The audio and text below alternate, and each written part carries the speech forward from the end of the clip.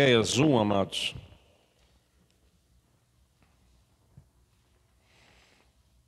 Culto de estudo e oração, 24 de agosto de 2022. Igreja Batista Ágape em Indaiatuba. Assim que você receber essa palavra, divulgue essa palavra. Já são mais de 100 inscritos no nosso canal, para a honra e glória do Senhor. Compartilhe a palavra. Miqueias 1, verso 1, sentados, mas em reverência ao Senhor, estaremos lendo a palavra.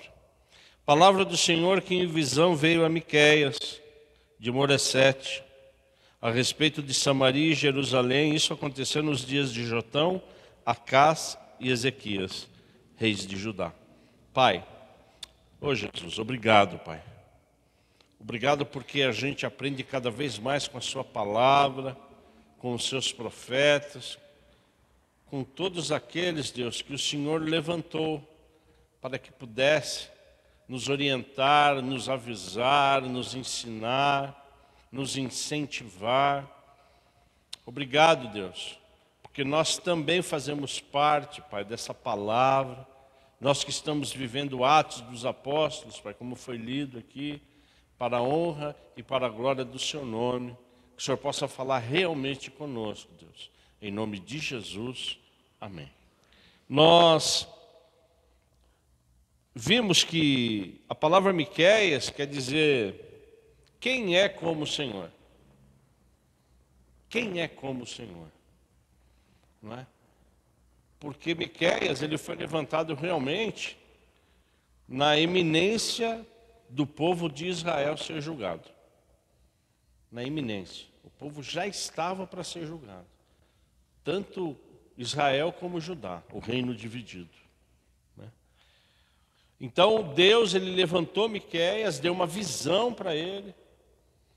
Né? Então se Deus deu para Miqueias, pode dar para nós. Eu estava compartilhando com a Ana um sonho maravilhoso que eu tive essa noite. Eu sonhei com Deus, sonhei que eu estava abraçando a Deus. Eu levantei assim e falei, puxa vida, eu comecei a chorar. Mas o Deus, ele era um homem, sabe? Então eu estava entrando assim, como se eu estivesse entrando no santo, eu e a Ana, lógico que eu na frente, tá certo? Entendeu, Estava na frente. Mas eu estava conversando com a Ana, foi um sonho, uma visão maravilhosa. Eu acordei realmente, compartilhei com a Ana, E Deus estava pedindo para compartilhar com vocês, Não estava nos planos eu falar isso, mas foi um sonho realmente maravilhoso. E foi tão real, estava como se fosse numa casa, em alguns cômodos. Aí como se um anjo falasse, você vai abraçar Deus, você vai ver Deus. Aí eu estava com a Ana, assim, em determinado momento, eu comecei a sentir a presença, Aí veio um homem, Eu não pude vê-lo, Então, Deus, ele proporciona para nós sonhos e visões, Em certos momentos que nós precisamos abraçar a Deus, ver a Deus, Então, o que Miqueias ele recebeu do Senhor, todos nós podemos receber, porque nós também somos filhos e servos de Deus. Só que o profeta, na verdade, aqui ele tem uma particularidade que é o quê? De juízo, de avisar o juízo. E aqui está na eminência realmente em função da idolatria, do servir outros deuses, de Israel e de Judá realmente entrarem onde? Entrarem no julgamento. Então eu convido você, amados, em Miqueias 6, que nós vamos começar a ver aqui um pouquinho hoje do juízo. Abra lá comigo Miqueias 6. Eu quero ler os versos 3 e 4. Observe o que Deus está falando através de Miqueias. Observe Deus falando com o seu povo. Observe o que Deus fala com aqueles que estão afastados do caminho. Miqueias 6, verso 3 e 4. Meu povo, o que foi que eu lhe fiz? O que eu fiz para vocês? E como foi que eu o levei a ficar cansado? Responda. Pois eu o tirei da terra do Egito e o resgatei da casa da servidão e enviei adiante de você Moisés, Arão e Miriam. Olha a profundidade disso que Deus está falando com o povo. E aqui nós estamos no momento, amados, que o profeta está falando, só que não aconteceu. Vai acontecer, mas ainda não aconteceu. Né? Então você veja como Deus, Ele é grandioso com a gente. Como Deus, Ele é maravilhoso. Então, quando a gente vai se afastando, não é? Deus, Ele questiona, Ele fala, o que eu fiz? Olha a grandeza de Deus, olha o amor de Deus, amados. Porque Ele é soberano, não é? Ele pode tudo.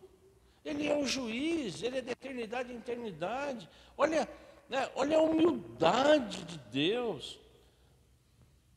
Não é? Então que Deus tenha misericórdia de nós. Que a gente nunca ouça falar, João, mas o que eu fiz para você? Pô, eu te tirei do pecado. Eu te resgatei. Porque o que ele está falando aqui, amados, que ele tirou do Egito, o que é o Egito na minha vida e na sua vida? É deserto. O que é Egito na minha vida e na sua vida? Escravidão. Nós éramos escravos antes de Cristo Jesus, sim ou não? Então Deus, antes de dar o juízo, antes de dar a sentença, Ele fala, João, pô, eu te tirei da escravidão.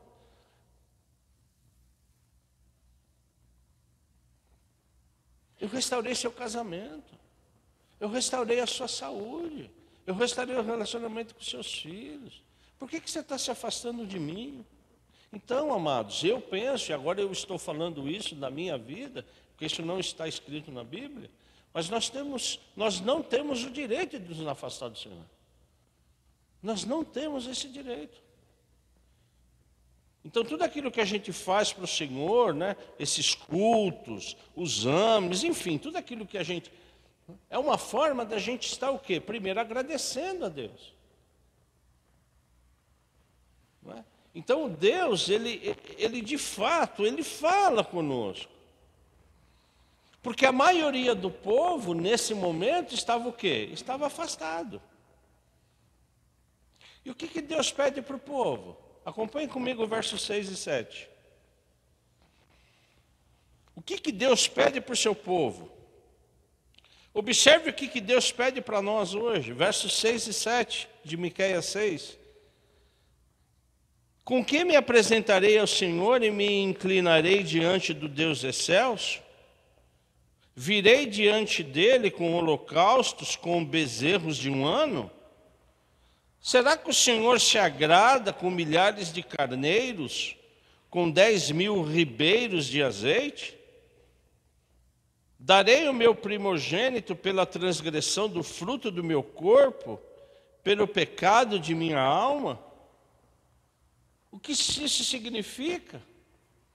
Esses versos significam que o povo, mesmo afastado do Senhor, continuava trazendo o quê? Sacrifício. O coração estava fora do tabernáculo. O coração estava fora do templo. O coração estava fora do altar de sacrifícios. Mas o que perdoava o povo, o que era? Era o sacrifício. Era o sangue do carneiro.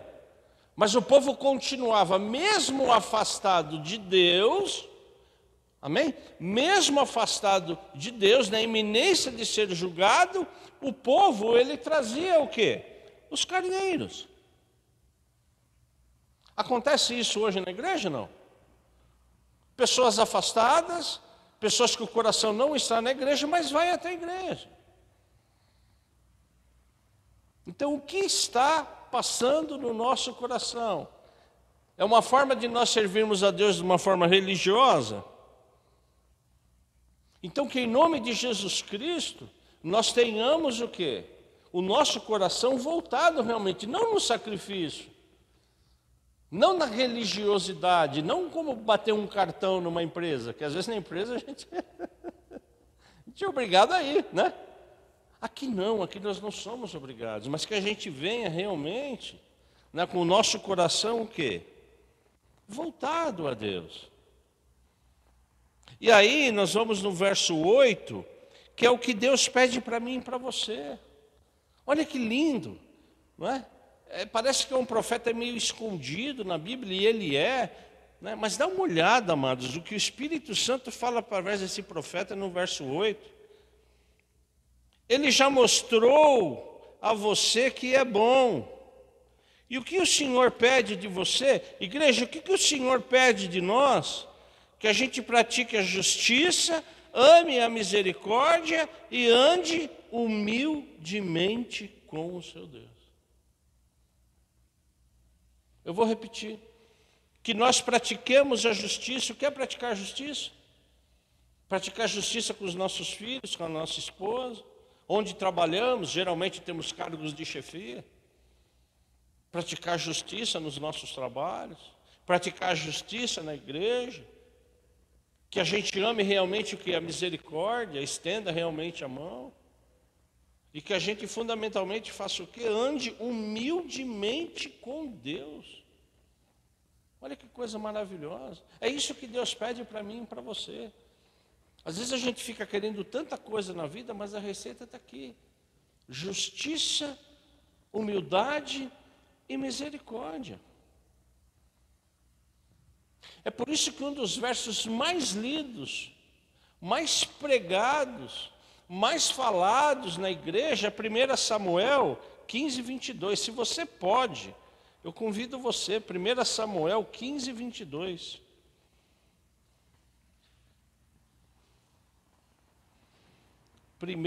Samuel 15, 22. Estarei lendo aqui, se você pode abrir. Se você quiser deixar marcadinho aí. 1 Samuel 15, 22. Muito lido, muito pregado, muito falado. E esse realmente é um dos sentidos, né, para que a gente tem que se apresentar a Deus. Vamos lá, amados. 1 Samuel 15, 22 diz o seguinte: porém Samuel disse: será que o Senhor tem mais prazer em holocaustos e sacrifícios do que nos obedecer a palavra? Eis que o obedecer é melhor do que o sacrificar, e o ouvir é melhor do que a gordura de carneiros. Isso Samuel está falando no auge dos sacrifícios, irmãos. Isso aqui era o ritual de sacrifício. Então Samuel já está apontando para quem? Para Jesus Cristo. De que adianta você trazer gordura de carneiro? De que adianta você sacrificar se você não obedece? Será que você não entende, povo de Israel? Será que você não entende, igreja? Será que você não entende, povo de Deus? Que é muito melhor nós obedecermos do que nós o quê? Sofrermos, porque era um sacrifício você sacrificar. Vocês entendem a profundidade disso? Então Samuel aqui já está apontando para quem? Para o sacrifício perfeito. Vai chegar um tempo que você não vai precisar mais sacrificar. O que é melhor, se sacrificar ou obedecer? Né? Então, às vezes, eu converso muito com a Ana, ela mais comigo, de alguns aspectos, né? De que estamos gastando energia. Né? Às vezes a gente pensa que está indo por um caminho, mas, puxa, esse caminho é um caminho de sacrifício, que não leva o quê? A Deus. Vocês entendem? Então, que em nome de Jesus, o Espírito Santo fale conosco nessa noite. O que realmente estamos fazendo para Deus? É obra morta ou realmente Ele está se alegrando de tudo aquilo? Como foi dito aqui, está subindo como aroma suave. Então esse é um ponto de reflexão que o profeta Miqueias e mesmo Samuel, ele coloca para nós hoje. O que estamos fazendo para Deus hoje? É obedecendo ou sacrificar? Porque o Miqueias está falando aqui, amados, é uma coisa: Deus abomina o que? A idolatria. Deus abomina o que? A desobediência, a injustiça. Então, que em nome de Jesus a gente aproveite um culto desse, que o Espírito Santo fale conosco, que daqui a pouco nós vamos orar, para que Ele sonde os nossos corações, sonde o coração dessa igreja. Amém? Porque é importante nós termos essa consciência. Estamos servindo realmente de uma forma digna? Tudo que fazemos realmente é para honrar, glorificar, exaltar o nome do Senhor? Porque imediatamente depois, não é? E a semana que vem nós vamos terminar Miqueias, mas imediatamente depois que Miqueias ele está meio que admoestando, incentivando, buscando o arrependimento do povo, Miqueias, a partir do verso 9 do capítulo 6, se você pode acompanhar, nós não vamos ler todo, mas só para você ter uma ideia. Miqueias 6, a partir do verso 9, eu vou ler só alguns versos, porque toda essa injustiça, toda essa idolatria, ela vai ter um castigo. Miqueias 6, a partir do verso 9, acompanhe comigo. A voz do Senhor se dirige à cidade e é verdadeira sabedoria temer o seu nome. Escutem, ó tribo e todos os moradores. Miqueias aqui já está começando a falar do quê? Do juízo. Escutem, escute, povo de Israel. Aí, verso 10: ainda se encontram na casa dos ímpios os tesouros da impiedade e a medida falsa que eu detesto? Poderei eu inocentar balanças desonestas e uma bolsa com pesos adulterados? Isso aqui está falando de quem? Né? Pessoal que entrava lá na lojinha, devia ter lojinha na época, né? E os pesos aqui eram o quê? Adulterados, as balanças desonestas. O povo desonesto. Olha o que Deus está falando aqui. Poderei eu inocentar? 12. Porque os ricos da cidade estão cheios de violência. Os seus habitantes falam mentiras e a língua deles é o quê?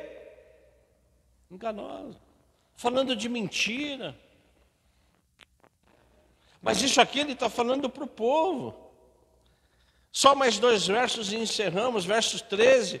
Assim também eu passarei a feri-los e eu destruirei por causa dos seus pecados. Vocês comerão, mas não ficarão satisfeitos. A fome continuará nas suas entranhas. Tentarão pôr os seus bens a salvo, mas não conseguirão preservá-los. E aquilo que preservarem eu entregarei à espada. Olha o juízo de Deus. E foi exatamente o que aconteceu. Parte foi invadido pela Síria e parte foi para a Babilônia. Agora eu fico imaginando, quanto mais eu estudo os profetas, e eu convido você realmente a estudar, o Espírito Santo vai falar com você. Eu fico imaginando aqui o contexto do povo de Deus na época como estava. Porque Deus, ele falou muitos anos para o povo de Israel. Sim ou não? Muitos anos. E todo profeta que você estuda, e nós estamos estudando desde o início do ano, eles falam que a maioria do povo, sim ou não? É a maioria do povo. Quantos milhões de judeus serviam a Deus e que por diversos motivos se afastaram? O que está acontecendo hoje na igreja? Nós estamos estudando isso em Apocalipse, a apostasia total. Não é? Amém? Então que Deus tenha misericórdia de nós e que, graças a Deus, nós estamos aqui, vamos orar, não é?